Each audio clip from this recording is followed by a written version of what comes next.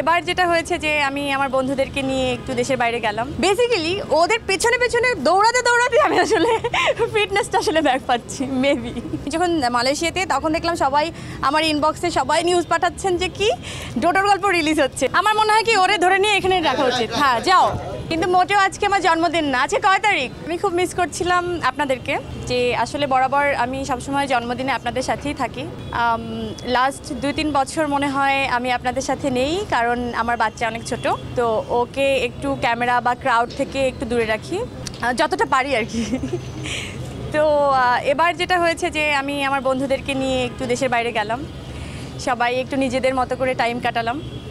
তারপর মনে হলো যে না, সবাই যেভাবে উইশ করছে আমাকে, তো মনে হলো যে সবাইকে নিয়ে একটু খানাপিনা করা যায়। তো তার জন্য আমার মনে হলো বেস্ট হচ্ছে নোঙর।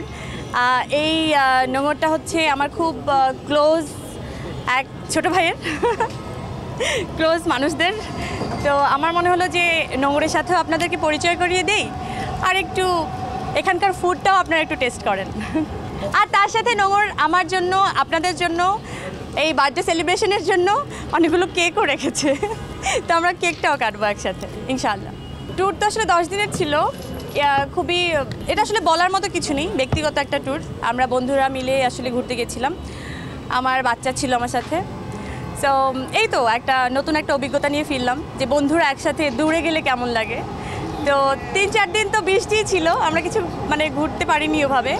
আমাদের একটা প্ল্যান ছিল যে খুব এক্সপ্লোর করব সবাই মিলে, কিন্তু যেহেতু একটা ছোট বাচ্চা ছিল আমাদের সাথে, অত বেশি কিছু এক্সপ্লোর আমরা আসলে করতে পারিনি।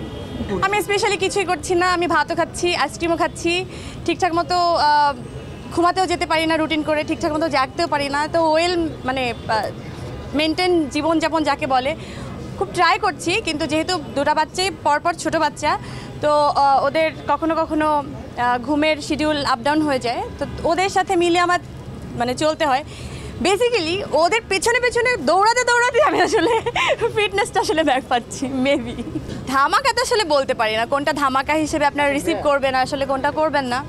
কিন্তু আমার সবসময় টার্গেট থাকে যে আপনারা গত কয়েক বছর ধরে দেখে এসেছেন যে সুন্দর সুন্দর কাজ এবং সুন্দর সুন্দর ক্যারেক্টার আপনাদেরকে আসলে উপহার দেয়া, আমার ঝুলিতেও নেয়া। তো সেটা আমি ট্রাই করে যাচ্ছি ইনশাল্লাহ। আজকে যেটা নিয়ে আমরা আছি সেই বিষয়ে আসলে ফোকাস দিই। আমরা যখন কাজ নিয়ে কথা বলবো সামনে, আমি যখন মালয়েশিয়াতে তখন দেখলাম সবাই আমার ইনবক্সে সবাই নিউজ পাঠাচ্ছেন যে কি ডোডোর গল্প রিলিজ হচ্ছে। তো এটা আমার জন্য খুবই এক্সাইটিং একটা ব্যাপার, যে আপনারা সবাই এই বিষয়টা নিয়ে অনেক এক্সাইটমেন্টটা দেখাচ্ছেন। সো আমি আসলে বেসিক্যালি এটা নিয়ে এখন ফাইনালি মনে হয় যে মুভ করার সময় হয়ে গেছে। প্রমোশনটা স্টার্ট হয়ে গেছে, তো প্রমোশনটা যে আপনাদের হাত ধরে হয়েছে, এটা সব থেকে অনেক একটা দারুণ ব্যাপার আমার জন্য। না, আমার বাচ্চা গিফট নিয়ে অনেক বেশি এক্সাইটেড থাকে, কিন্তু আমার কখনো গিফট নিয়ে ওরকমভাবে এক্সাইটমেন্ট কাজ করেনি। আমার মনে হয় যে সবাই একটু উইশ করলো, হ্যাপি বার্থডে বললো, ওই ব্যাপারটাই আমার কাছে অনেক বড় গিফট। আমার মনে হয় কি ওরে ধরে নিয়ে এখানে রাখা উচিত। হ্যাঁ যাও।